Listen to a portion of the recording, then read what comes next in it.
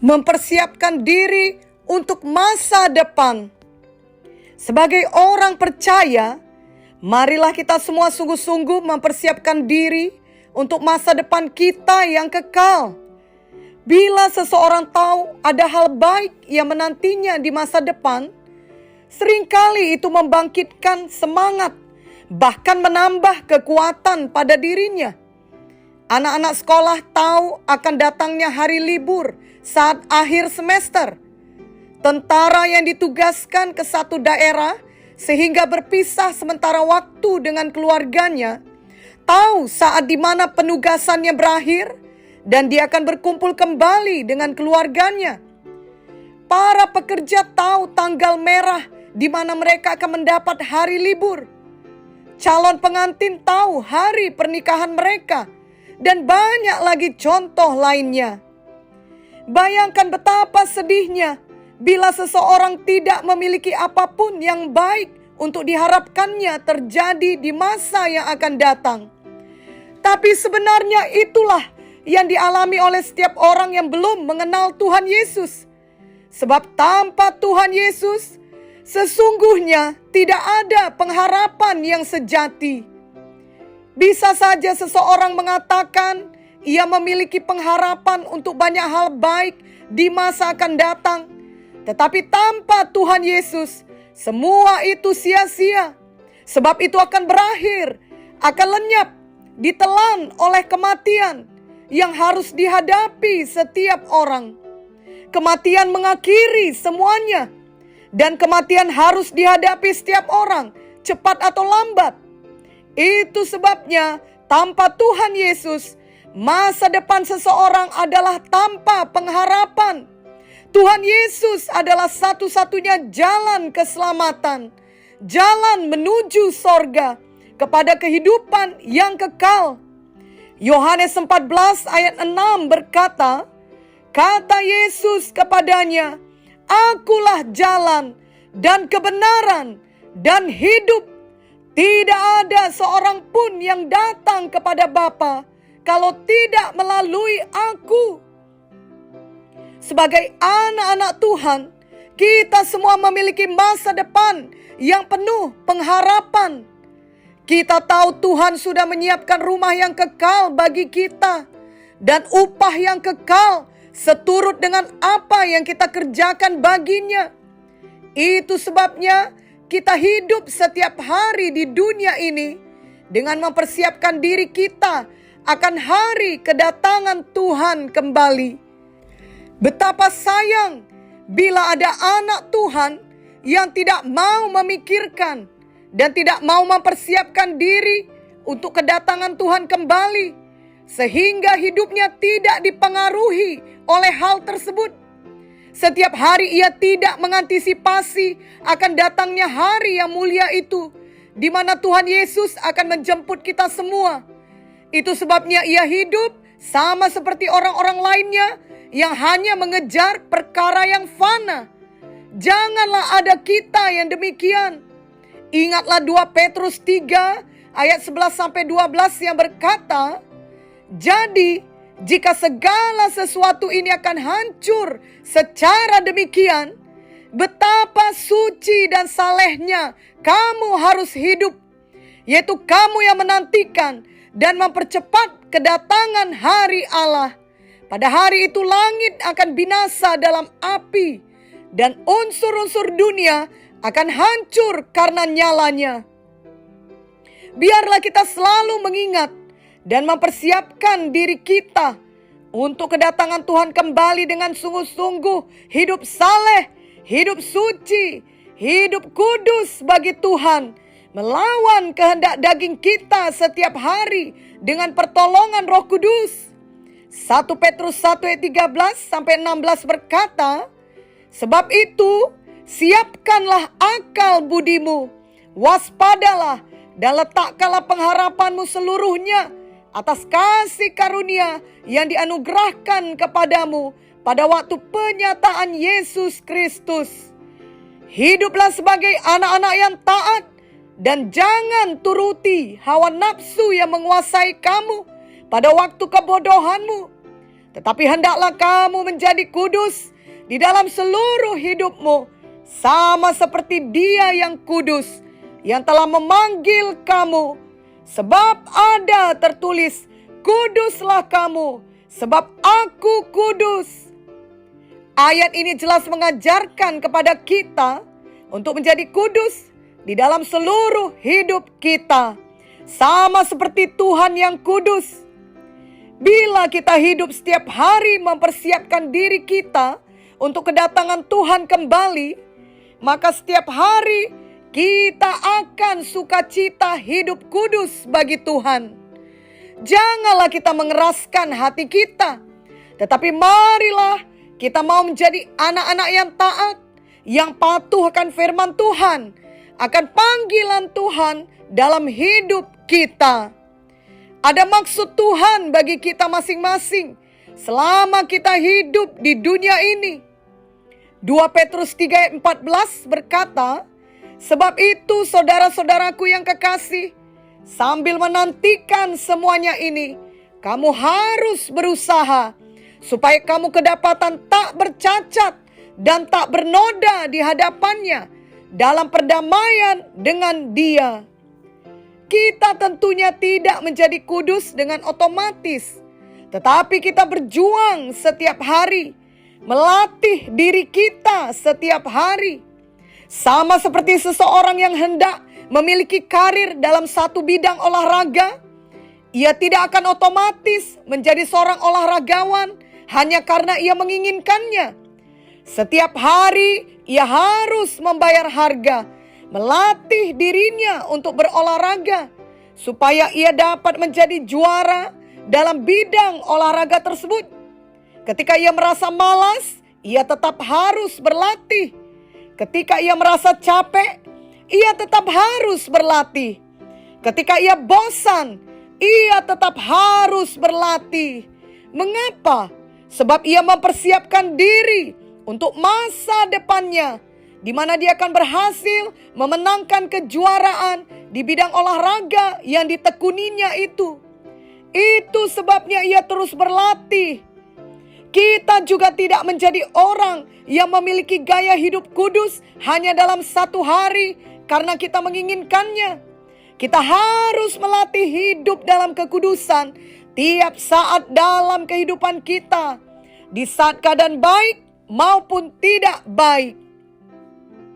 Kita mengingat 1 Timotius 4 ayat 7-8 berkata, tetapi jauhilah takyul dan dongeng nenek-nenek tua. Latihlah dirimu beribadah. Latihan badani terbatas gunanya, tetapi ibadah itu berguna dalam segala hal karena mengandung janji, baik untuk hidup ini maupun untuk hidup yang akan datang.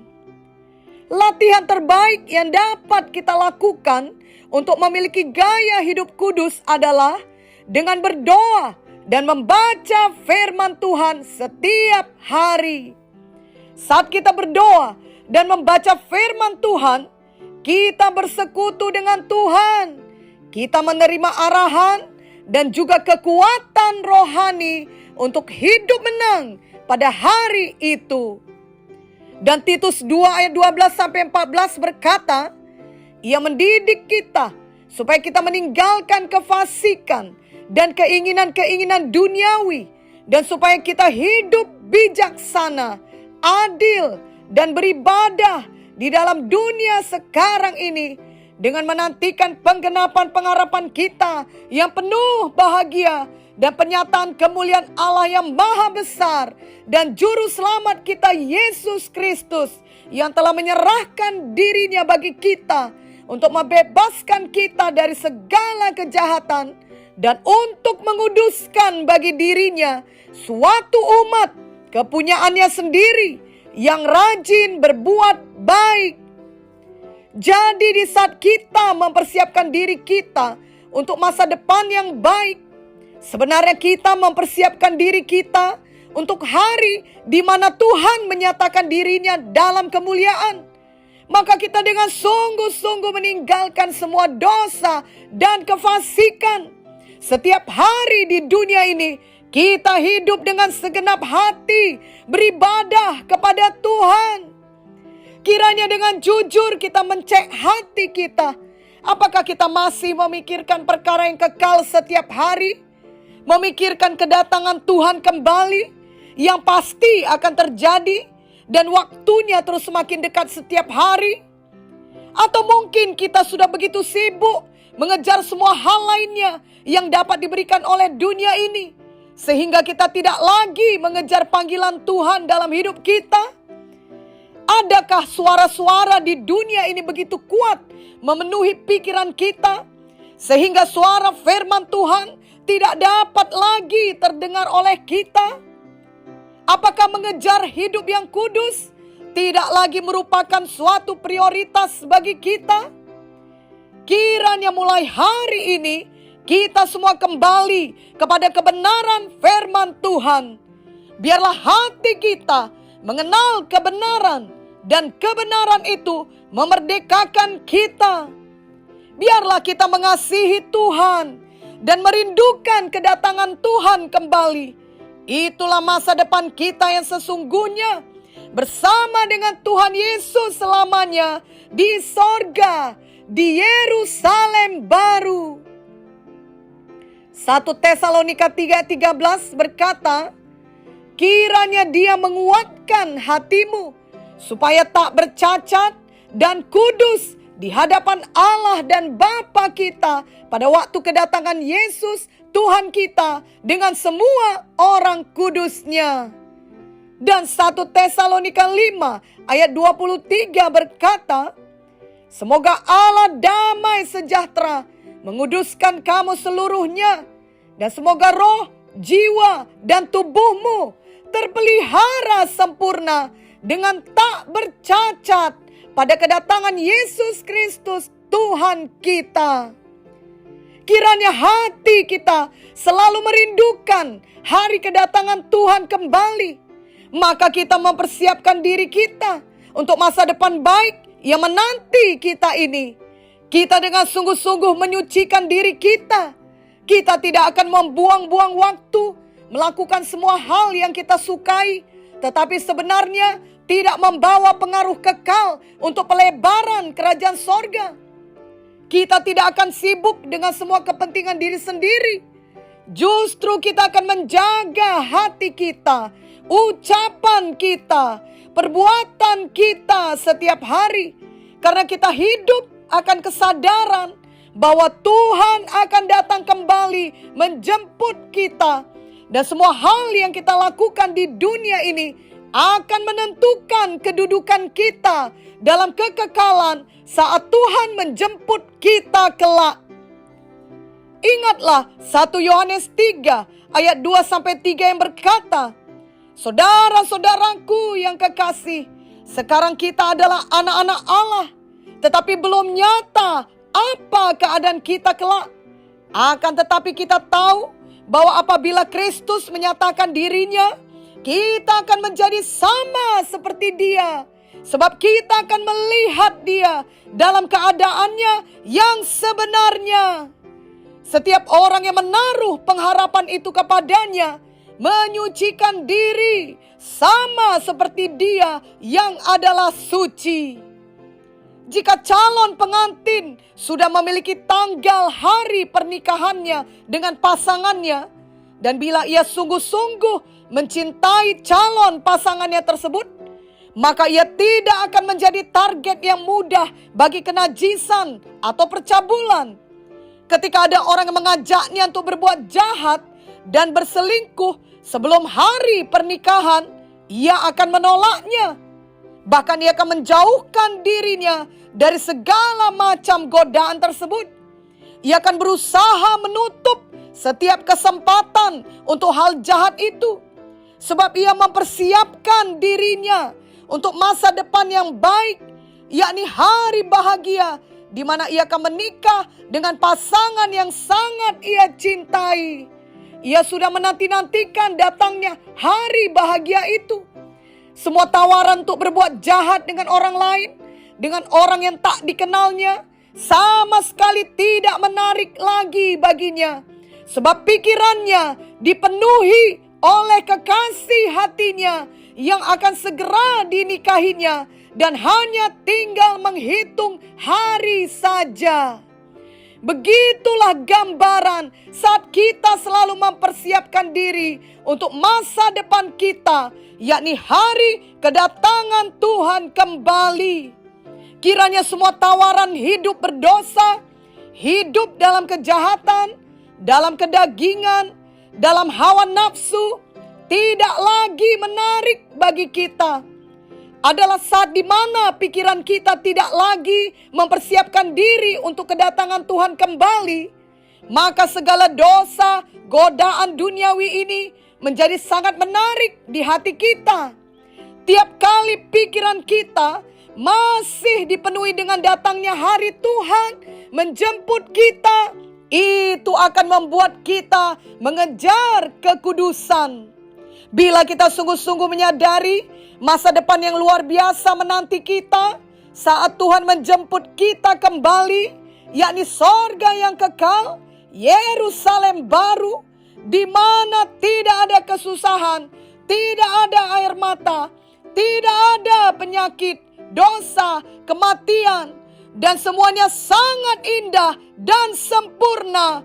Maka kita akan mempersiapkan diri kita dengan hidup sepenuhnya bagi Tuhan, sehingga kita tidak malu terhadap Tuhan pada hari kedatangannya.